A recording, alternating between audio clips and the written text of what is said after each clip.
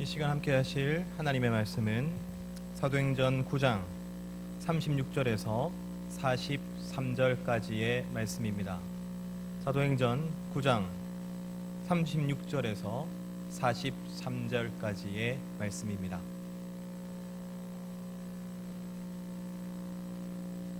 사도행전 9장 36절에서 43절까지의 말씀 함께 교독하시겠습니다. 제가 먼저 읽습니다.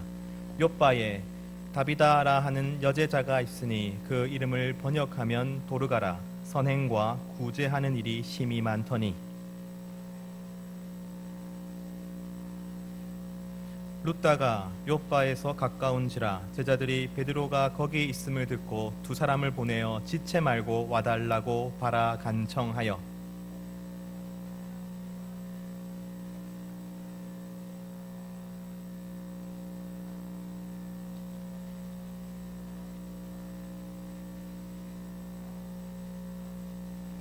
베드로가 사람을 다 내보내고 무릎을 꿇고 기도하고 돌이켜 시체를 향하여 이르되 다비다야 일어나라 하니 그가 눈을 떠 베드로를 보고 일어나 앉는지라.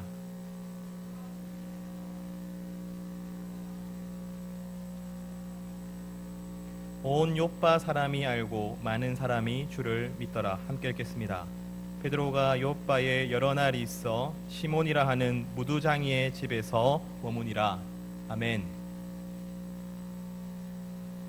다음 주가 성령 강림 주일입니다. 그래서 성령에 대한 설교는 다음 주면 끝이 날 것 같습니다. 그리고 따로 또 같이 기도해도 다음 주까지만 하도록 하겠습니다. 여러분 카카오톡에서 복근통을 검색하시면 청년 공동체 채널에 가입하실 수가 있습니다.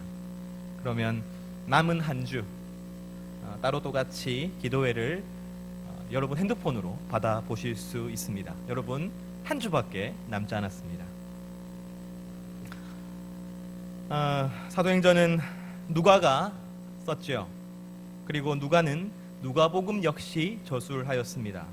그런데 누가가 이 두 개의 책을 쓸 때에는 원래 1편과 2편으로 생각하고 썼습니다. 그러니까 누가가 쓴 누가복음과 사도행전은 누가의 복음 이야기 1편, 상편, 그리고 누가의 복음 이야기 2편, 하편인 것이죠. 한 세트인 것입니다. 1편, 누가복음의 주인공이 누구입니까? 바로 예수님이죠. 2편, 사도행전의 주인공이 누구입니까? 바로 사도들입니다. 더 정확히 말하자면 성령 충만을 받은 제자들인 것이죠. 우리는 지금까지 성령 충만에 대해서 설교를 들어왔습니다. 고민을 해왔습니다. 그래서 무엇보다도 우리에게 필요한 것이 성령 충만이라는 것을 함께 나누었죠. 성령 충만은 우리가 기도로서 기다리는 것이었습니다. 성령 충만은 우리 안에 계신 성령님의 그 세미한 소리에 우리가 귀를 기울이고 우리가 그 소리에 순종할 때에 속히 오게 되는 것이었습니다. 성령 충만은 우리로 하여금 사랑할 수 있게 해주었지요. 성령 충만은 우리에게 은사를 주시는데 그 은사는 사랑할 수 있는 방법이었습니다. 그리고 오늘은 우리가 성령 충만이 된다면 도대체 우리는 어떠한 결과를 맞이할 것인가? 성령 충만이 된다면 우리는 어떻게 살아갈 것인가? 성령 충만이 된다면 우리는 무엇을 할 수 있을 것인가? 바로 그것을 함께 나누고자 합니다. 사실 근데 사도행전 전부가 바로 그것을 이야기하고 있습니다. 사도행전의 주인공은 바로 성령 충만 받은 제자들이 주인공이라고 했었죠. 그러므로 사도행전은 성령 충만 받은 교회가 성령 충만 받은 제자들이 도대체 무엇을 할 수 있었는가를 우리에게 보여주고 있는 것이죠. 처음에 그들은 성령 충만 받지 못했습니다. 예수님께서 부활하셨음을 보았고 예수님께서 부활하셨음을 들었음에도 그들은 두려워서 숨었습니다. 도망갔습니다. 자신이 익숙한 삶으로 숨어 들어갔었죠. 그리고 제자들은 그 모습 그대로 아무런 변화도 일으키지 못하고 아무런 놀라운 능력도 받지 못한 채로 예수의 부활을 알지만 그 예수의 부활이 전혀 자신의 것으로 체험되지 않는 삶을 살았던 것이죠. 그러나 예수님은 그들을 나무라지 않으셨습니다. 그저 머리로서 아는 것, 그저 생각으로서 아는 것, 그것이 우리의 신앙이 되지 못하고 우리의 믿음이 되지 못하고 우리의 삶이 되지 못한다는 것을 예수님은 아셨기 때문입니다. 그리고 예수님은 제자들로 하여금 성령을 기다리게 하시죠. 왜냐하면 성령이 오셔야만 우리가 비로소 변화될 것이기 때문입니다. 성령이 충만케 되어야만 예수의 부활이 내 것이 될 것이며 예수의 능력이 내 것이 될 것입니다. 우리가 아무리 예수를 믿는다 하여도 성령 충만되지 않으면 우리의 삶은 어쩌면 믿지 않는 자들의 삶과 크게 다르지 않는 것이죠. 사도행전 2장 1절부터 4절 말씀, 그들이 그렇게 기다리던 성령 충만이 왔습니다. 함께 읽겠습니다. 시작.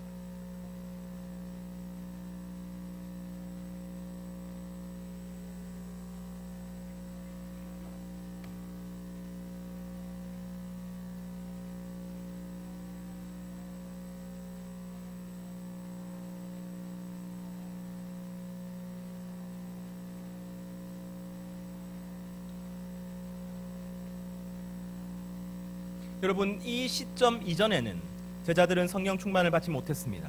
그래서 이 시점 이전에는 그들이 부활하신 예수님을 보았고 승천하신 예수님을 보았음에도 불구하고 그들의 삶에는 변화가 있지 않았습니다. 여러분, 예수를 그저 듣는 것으로만, 예수를 그저 아는 것으로만 우리 삶에 변화가 일어나지 않습니다.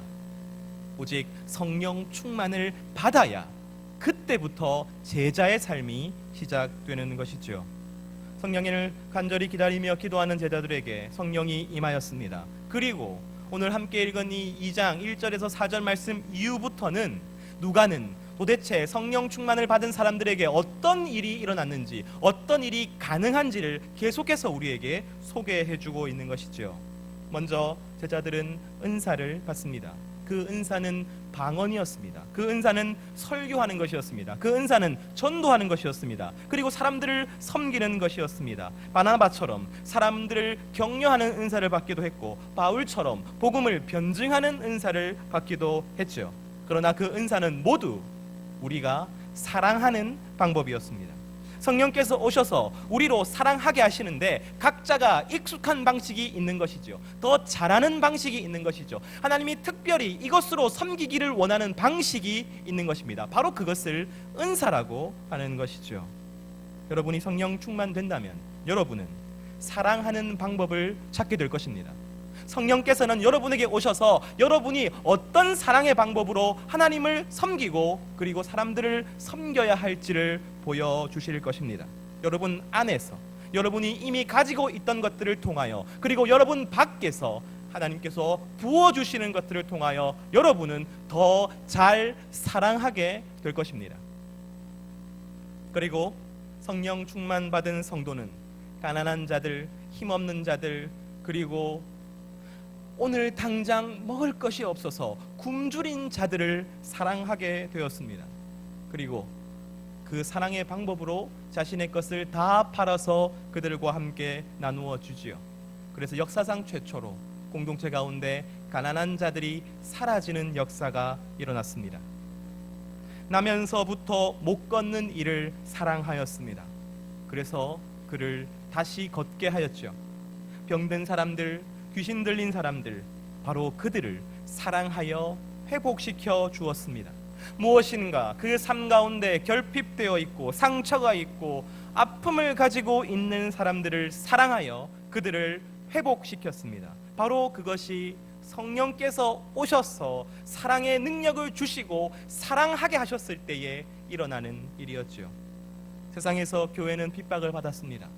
세상에서 성도는 능욕을 받았습니다. 하지만 도리어 내가 사랑하는 예수님 때문에 받는 핍박을 즐거워하였습니다. 내 사랑하는 예수님 대신에 받는 능력을 기뻐하였습니다. 바로 이 모든 것이 성령께서 주시는 사랑, 그 사랑 때문에 벌어지는 일이었습니다. 성령 충만은 사랑하게 하시는데 그 사랑은 치유하며 나누며 회복하며 기뻐하게 만드신 것이죠. 그들의 사랑은 그 자신을 바꾸어 놓았습니다.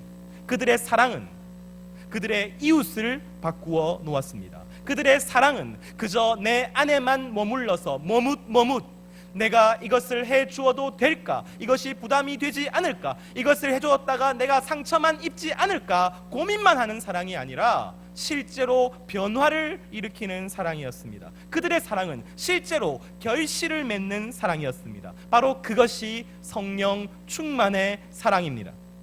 누가는 그렇게 예루살렘 교회와 성도들의 사랑이 도대체 무엇을 해내었는지 하나하나 우리에게 소개시켜 줍니다. 그리고 오늘 우리가 함께 읽으신 본문에서 바로 그 끝판왕이 나오는 것이죠. 가장 어려운 관문. 오늘 성령 충만한 성도의 사랑은 죽음을 마주하게 됩니다. 사도행전 9장 36절에서 37절 말씀 함께 읽습니다. 시작.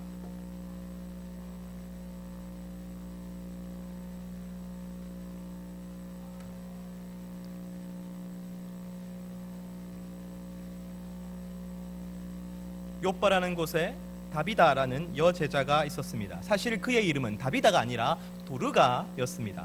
도르가라고 해야 옳습니다. 그 뒤에 보시면 계속 도르가라고 언급하고 있죠. 하지만 사도행전의 저자인 누가는 도르가의 이름을 일부러 다비다라고 소개하고 있습니다. 어쨌든 이 다비다 혹은 도르가 동일 인물입니다. 선행과 구제하는 일이 많은 여제자였습니다. 그런데 병들었습니다. 그리고 죽었습니다. 비극이죠. 그러나 병들어 죽은 것을 어찌하겠습니까? 사도행전 9장 38절 말씀 함께 읽습니다. 시작.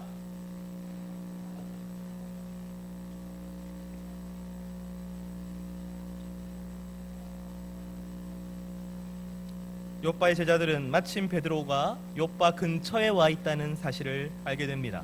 그래서 급하게 베드로를 부르지요. 고대 근동은 시체가 빨리 부패하기 때문에 사람이 죽으면 지체 없이 장례를 치릅니다. 그래서 아마도 급히 베드로를 부른 것은 장례식을, 장례 예배를 집전해 달라는 부탁이었던 것 같습니다. 베드로는 급히 욥바로 내려가죠. 그리고 도르가, 그리고 혹은 다비다라고 말하는 이 여인의 집으로 갔습니다. 사도행전 9장 39절 말씀 함께 읽습니다. 시작.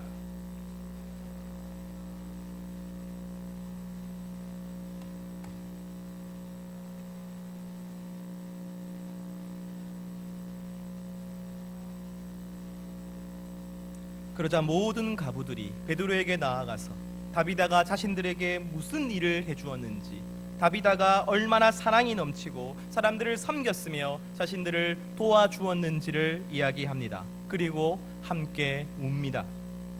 다비다가 과부라는 표현은 없습니다. 그러나 학자들은 그녀가 과부라고 생각합니다. 여제자라는 표현이 보통 과부에게 쓰이는 표현이며 남편이 등장하지 않고 그리고 모든 과부들이 다비다의 장례에 참여했다는 것을 보아서 아마도 그녀는 과부였을 것입니다. 자신도 과부이면서 다른 과부들, 불행하고 슬프고 막막한 사람들을 전심으로 도왔던 사람이 바로 다비다였던 것이죠. 사람들은 다비다를 너무나도 사랑했습니다. 하지만 그 사랑은 죽음 앞에서 아무것도 할 수 있는 것이 없었지요. 베드로는 다비다를 너무나도 사랑했습니다. 하지만 이미 다비다가 죽어버렸기 때문에 그가 할 수 있는 것은 아무것도 없었습니다. 누가는 사도행전을 저술하면서 그냥 있었던 일을 차례대로 기술하고 있는 것이 아닙니다. 누가는 처음부터 시작해서 성령 충만이 어떤 일을 했고 또 어떤 일을 했고 또 어떤 일을 했는지를 우리에게 소개하고 있습니다. 그리고 예루살렘 교회에 기술하는 그 기적 기사 중에서 가장 마지막에 이 다비다의 이야기를 하고 있는 것이죠. 과연 그 사랑이 죽음까지도 이겨낼 것인가? 바로 그 사랑이 죽음에 빠진 영혼까지도 사랑하여 일으킬 수 있을 것인가? 바로 그 이야기를 오늘 하고 있는 것이죠. 그렇다면 오늘 본문에서 무슨 일이 일어납니까? 사도행전 9장 40절 말씀 함께 읽습니다. 시작.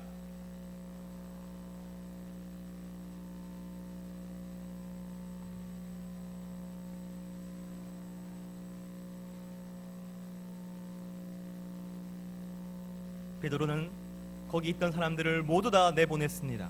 그리고 무릎을 꿇고 기도합니다. 그리고 여러분, 시체를 향해, 그 이전까지 다비다라고 불렸던 시체를 향해 말합니다. 다비다야, 일어나라. 그러자 도르가라고 하는 이 다비다는 살아나지요. 온전히 회복됩니다. 죽음에서 생명으로 옮기워집니다. 오늘 이 본문은 성령 충만한 사람이 도대체 어디까지 할 수 있는지를 우리에게 보여주는 것이지요. 성령 충만하면 우리가 죽은 사람을 살리고 아픈 사람을 낫게 하고 그러한 기적을 일으킬 수 있다고 말하는 것이 아닙니다. 우리는 이미 성령 충만하면 우리가 사랑할 수 있다는 것을 함께 배웠지요. 오늘 이 사건은 그 사랑이 죽음까지도 이긴다는 것을 보여주는 것입니다. 성령 충만함은 우리가 사랑하는 이가 온전한 회복을 하도록 만들어냅니다. 사랑하는 이가 죽음에서 생명으로 옮기우도록 만들어냅니다. 흑암 가운데 있는 자가 빛을 바라보고 빛을 붙잡게 만들어냅니다. 그렇습니다. 성령 충만은 나 혼자만의 사랑으로 도저히 꿈꿀 수 없었던 것을 이루어내는 것이죠. 설교 서두에 누가복음과 사도행전을 한 사람이 쓴 한 세트라고 말씀드렸습니다. 누가복음이 1편이고 사도행전이 2편이지요. 그리고 오늘 누가는 이 베드로의 사건을 통해서 말하고 싶은 것이 있습니다. 보여주고 싶은 것이 있습니다. 누가는 그것을 우리가 놓치지 않기를 원했습니다. 그래서 도르가의 이름을 일부러 다비다라고 말해 준 것이죠. 다비다야, 일어나라. 일어나라. 여러분, 그 당시에는 아람어를 썼습니다. 그래서 일어나라는 아람어가 쿰입니다. 그래서 다비다야, 일어나라. 이 말은 다비다 쿰이었습니다. 여러분, 어디서 많이 들어본 말이 아닙니까? 고개를 끄덕이는 분이 몇 분 있어요. 희망적이네요. 누가는 일부러 다비다 쿰이라는 글자를 써놓고 싶었습니다. 누가는 일부러 다비다 쿰이라고 우리가 말하기를 바랬습니다. 지금 누가는 사도행전을 읽는 모든 성도들에게 누가복음, 자신이 쓴 1편의 어떤 사건을 떠올리게 되기를 바랬던 것이죠. 누가복음 8장 51절에서 54절 말씀 함께 읽습니다. 시작.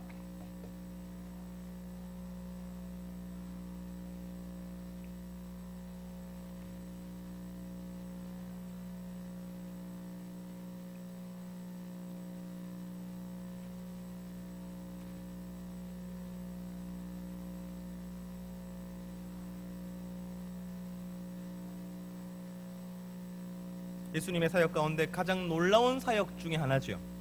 혈루증 걸린 여인과 그리고 회당장 야이로의 딸 이야기입니다. 누가복음 8장을 읽으시면 전체 내용이 있지요. 그런데 여러분, 54절에 예수님께서 이미 죽은 아이, 좀 전까지만 해도 회당장 야이로의 사랑스러운 소녀, 사랑스러운 딸이었던 그 시체에게 무엇이라고 말씀하십니까? 아이야, 일어나라. 소녀야, 일어나라라고 말씀하시죠. 여러분, 예수님도 똑같이 아람어를 쓰셨습니다. 그래서 일어나라는 쿰입니다. 그런데 이 아이, 이 소녀가 여러분 달리다입니다. 그래서 예수님께서 바로 이때 하셨던 말씀은 달리다 쿰이었습니다. 예수님께서 달리다 쿰이라고 말씀하셨을 때 죽어있던 아이는 살아났습니다. 사실 이 아이는 그저 자기가 혼자 병에 걸려서 죽은 것입니다. 그가 살아나야 할 어떠한 이유도 없습니다. 하지만 예수님께서는 회당장 야이로를 사랑하셨고 불쌍히 여기셨습니다. 그리고 이미 병에 걸려 죽어가는, 그리고 이미 죽어버린 그 아이를 사랑하셨습니다. 그리고 예수님의 사랑은 절대로 헛되이 흩어지지 않습니다. 예수님의 사랑은 반드시 그 사랑하는 대상을 회복시키고야 맙니다. 예수님의 사랑은 반드시 그 사랑하는 대상을 살려내고야 맙니다. 그 아이는 예수의 사랑을 받았기 때문에 다시 일어날 수밖에 없었던 것이지요. 오늘 누가는 바로 그 사실을 우리가 기억하기를 원합니다. 그래서 베드로가 그 다비다에게 다비다 쿰이라고 이야기했을 때 예수님께서 하셨던 똑같은 일이 지금 베드로에게 일어나고 있다는 것을 보여주고 싶은 것이지요. 베드로는 마치 예수님처럼 다비다를 사랑하였습니다. 그리고 그를 위하여 슬퍼하고 울고 있는 과부들을 불쌍히 여기셨습니다. 그래서 그는 다비다 쿰이라고 말한 것이지요. 베드로의 사랑 또한 헛되이 흩어지지 않았습니다. 베드로의 사랑 또한 그 사랑하는 대상을 일으켜 세웠고 사랑하는 대상을 살려낸 것이지요. 성령 충만은 우리로 하여금 예수처럼 사랑하게 만듭니다. 성령 충만은 우리가 예수처럼 그 사랑을 이루어내게 만드는 것이죠. 예수님은 사랑하시되 끝까지 책임지셨습니다. 그러므로 성령 충만한 사람도 사랑하되 끝까지 책임집니다. 병에 걸려 죽어가는 한 아이를 향해 긴 걸음을 옮기시는 예수님, 그리고 간절한 마음으로 예수님의 옷자락을 만진 여인 때문에 그 걸음을 또한 멈추시는 예수님, 그리고 이미 죽어버린, 이미 끝나버린 삶 앞에서도 그를 사랑하여 그를 절대 포기하지 않으셨던 예수님, 바로 그 예수님처럼 살아가게 만드는 것이 성령 충만입니다. 그리고 그 예수님이 이루어내었던 사랑의 결과를 똑같이 나도 이루어내게 만드는 것이 성령 충만입니다. 여러분, 우리의 사랑에는 한계가 있습니다. 우리가 하나님을 사랑하지 못하는 이유가 무엇입니까? 내가 내 한정된 자원, 내 시간, 내 노력, 내 에너지를 가지고 하나님을 사랑해버리면 나는 불행해질 것 같아서입니다. 나는 손해를 볼 것 같아서입니다. 내게 마이너스만 될 것 같아서입니다. 우리가 이웃을 사랑하지 못하는 이유가 무엇입니까? 그 사랑이 결국 실패할 것을 알기 때문이지요.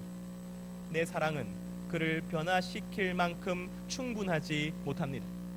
그는 내가 아무리 사랑을 줘봤자 내게는 큰 희생이고 내게는 큰 포기였지만 그는 그렇게 받아들이지 않을 것임을 우리는 알기 때문입니다. 사랑은 언제나 부족합니다. 내 사랑과 헌신으로 이 공동체가, 이 교회가, 아니 단 한 사람만이라도 무엇인가 좀 변화되었으면 좋겠습니다. 회복이 되었으면 좋겠습니다. 온전케 되었으면 좋겠습니다. 그러나 그러지 않다는 것을 우리는 너무나도 잘 알고 있습니다. 우리는 경험하였습니다. 실패하였습니다. 사랑에 실패하였습니다. 그저 나만 지치게 되겠지요. 그저 나만 낙심하게 되겠지요. 나만 혼자가 되겠지요. 나만 상처있게 되겠지요. 내 사랑은 그저 허공에 흩어져 버리겠지요. 우리가 그것을 알기 때문에 사랑하지 못하게 되는 것입니다. 내가 사랑을 해도 만족도 없고 감사도 없고 변화도 없고 열매까지 없다면 여러분, 우리가 왜 사랑을 해야 하는 것입니까? 웃고 있는 친구가 한 사람 있네요. 여러분, 이 설교는 작년에 룻기 설교할 때 제가 했던 그대로입니다. 룻의 그 바보 같은 사랑을 함께 나누며 제가 여러분께 했던 말 그대로입니다. 새로운 분들이 많죠? 여러분, 남편이 죽고 두 아들이 죽어버린 나오미에게 룻이 아무리 사랑해 보았자 그 사랑은 보잘것 없습니다. 룻이 아무리 사랑해 보았자 죽은 남편이 돌아올 리가 없잖아요. 죽은 자식들이 돌아올 리가 없잖아요. 룻이 아무리 사랑해 보았자 나오미를 채워줄 수 없습니다. 변화시킬 수 없습니다. 온전케 할 수 없습니다. 그럼에도 불구하고 룻은 그 보잘것없는 사랑으로 나오미를 사랑하지요. 아무것도 아닌 그 사랑, 초라하고 부족한 그 사랑으로 여러분 사랑할 때에 하나님이 그 사랑을 보시죠. 그리고 하나님이 룻과 그리고 나오미를 사랑하시죠. 하나님은 가만히 계실 수 없었습니다. 하나님은 룻의 사랑 앞에 자신이 사랑하십니다. 우리 삶 가운데 사랑해야 할 이유는 내 노력이나 내 애씀이나 내 사랑이 한 사람을 변화시킬 것을 믿어서가 아닙니다. 내 노력과 내 애씀과 내 사랑을 하나님께서 보시고 하나님께서 노력하실 것입니다. 하나님께서 애쓰실 것입니다. 우리의 하나님께서 사랑하실 것입니다. 왜냐하면 하나님은 사랑이시기 때문이지요. 요한 1서 4장 16절 말씀 함께 읽습니다. 시작.